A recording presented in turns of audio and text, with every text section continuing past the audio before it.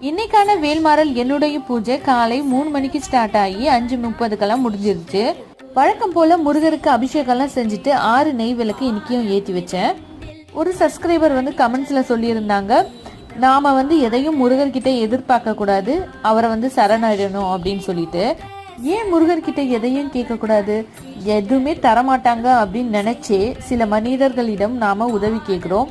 ஆனா எல்லாமே கொடுப்பாரு அப்படின்னு சொல்லிட்டு நம்பிக்கையோட நாம கடவுளை வேண்டும் பொழுது அவர்கிட்ட நாம வேண்டுதலை கேட்கறதுல எந்த ஒரு தப்பும் இல்லைன்னு தான் நான் நினைக்கிறேன். நாம கடவுள்கிட்ட சரணாகதி அடையணும் அப்படின்னு சொல்றாங்க இல்லையா, அதுக்கு அர்த்தம் என்னன்னா, ஒரு வேண்டுதலை கடவுள்கிட்ட கேட்டுட்டு அது நடக்கலைன்னா அந்த கடவுள் சரியில்லை, அவர் எதுவுமே தரமாட்டாரு அப்படின்னு சொல்லிட்டு அந்த கடவுளை விட்டுட்டு நாம போறோம் இல்லையா, அதுதான். என்னோட வேண்டுதலை நடத்தினாலும் பரவாயில்லை, நடக்கா விட்டாலும் பரவாயில்லை, நான் உன்னதான் நம்பி இருப்பேன் அப்படின்னு சொல்லிட்டு அந்த கடவுளையே நம்பி அவரையே சரணடைகிறோம்ல, அதான்